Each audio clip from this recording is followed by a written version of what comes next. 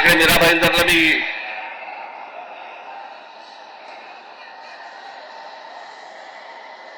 मुद्दामून आलो.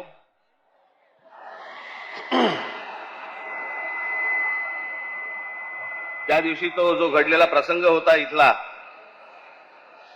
काय चाललंय काय रे इथे? काय चाललंय तुमचं?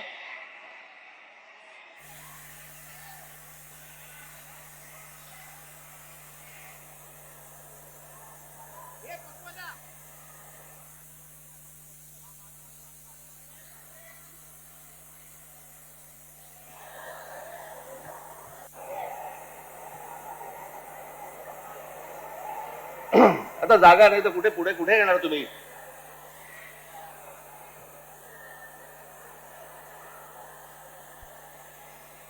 त्या दिवशी इथे जो काही प्रसंग घडला, त्या काय कोणत्या मिठाईवाल्याचा काहीतरी झाला तो भाग.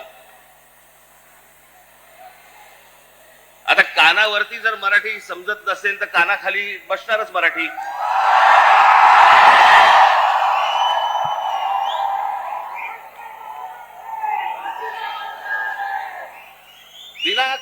विनाकारण काहीतरी काढत असतात. साधा छोटा प्रसंग होता तो.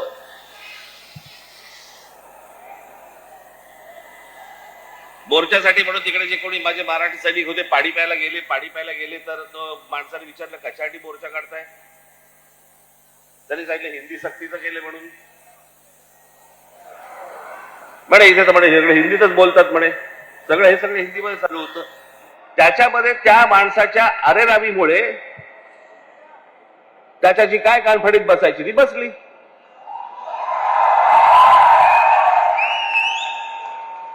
मग लगेच इकडच्या सगळ्या व्यापाऱ्यांनी बंद पुकारला. तुमच्या मारली होती? अजून नाही मारली आहे.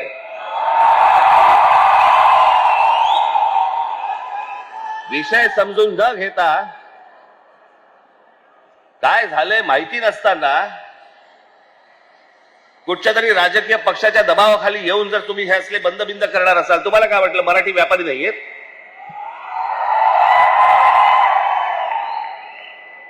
दुकान बंद करून किती काळ राहणार आहात? शेवटी आम्ही काहीतरी घेतलं तरच दुकान चालणार ना.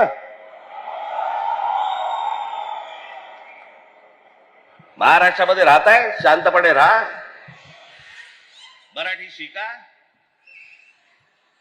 आमचं काही वावडं नाहीये तुमच्याशी काही भांडण नाहीये.